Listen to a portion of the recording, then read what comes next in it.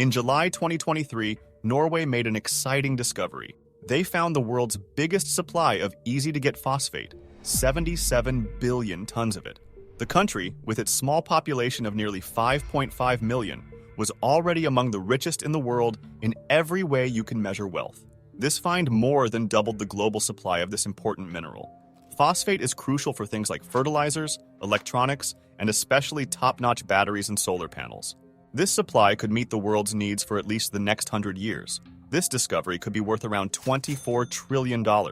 Even after the costs of mining and transporting it, this could make Norway the richest country on Earth.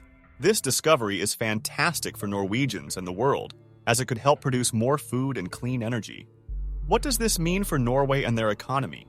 What will Norway do with this wealth? Could having too much money be dangerous? Norway wasn't always wealthy with fishing as its main industry. However, everything changed after Norway discovered large oil and gas deposits in the North Sea in the late 1960s. In the early 1970s, they started extracting these resources, mainly through Statoil, now Equinor, a government-established company. Norway also let private companies work in the oil fields, especially those who had taken the initial exploration risks. The government required a 50% stake in any license given to these companies, arguing that the nation's resources should benefit its people and not just the shareholders of the oil companies. This approach also attracted other oil investments to Norway. Equinor expanded its operations to include refineries, processing fossil fuels for the European market, which was then the world's second-largest energy consumer. Norway's refineries became so proficient that the country began importing crude oil to refine and supply to other countries, showcasing its efficient and well-managed facilities. The revenue Norway has gained from its oil reserves is significant. Although its production scale is smaller compared to giants like the Gulf states, Russia, or the USA, Norway has managed to keep a substantial portion of these earnings for its nation and its citizens. This contrasts with many countries where the bulk of natural resources wealth benefits the companies extracting them, leaving only leftovers for the state and its people. Norway's membership in NATO also provided stability, sparing it from the geopolitical tensions that other resource-rich countries faced post-Cold War. Its small population means that the wealth from these resources doesn't have to be spread too thinly, ensuring that the income from natural resources benefits the citizens rather than just oil companies or influential politicians is crucial for economic success. This task, while fundamental, is often easier said than done. Norway's established democracy and its sufficient capital to develop its own oil industry played a vital role here. This self-sufficiency is something that many resource-rich nations, especially in sub-Saharan Africa, lack, making them more dependent on foreign investments and influence. Even with its favorable position, Norway's prudent management of its resource windfall is commendable.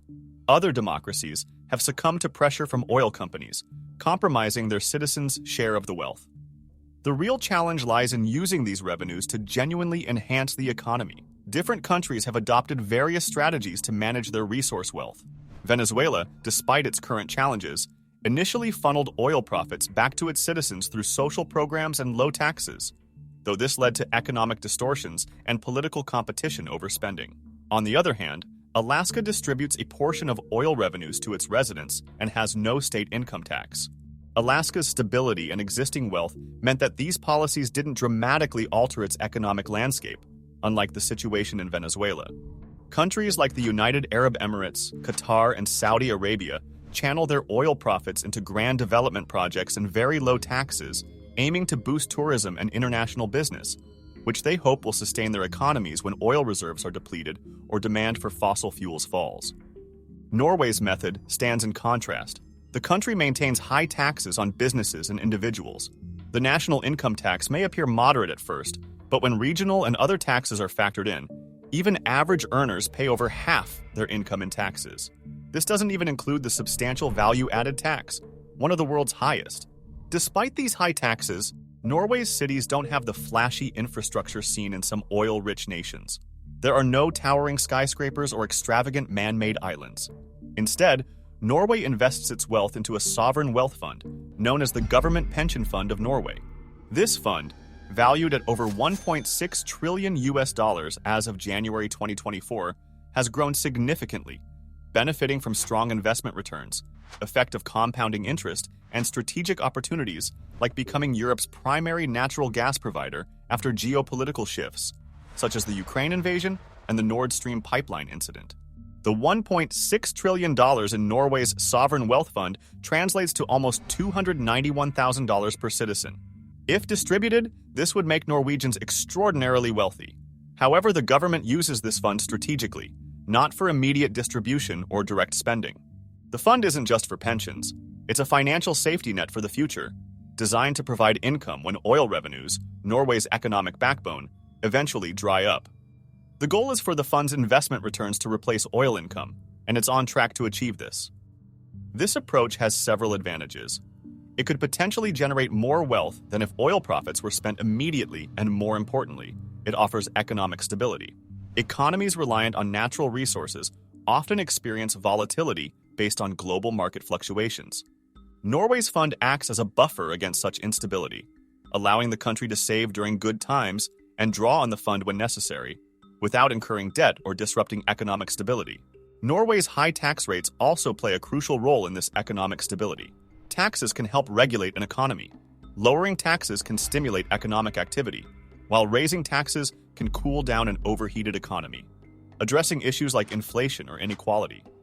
Governments reliant on non-tax revenue sources lose this regulatory tool, which even critics of high taxation recognize as vital.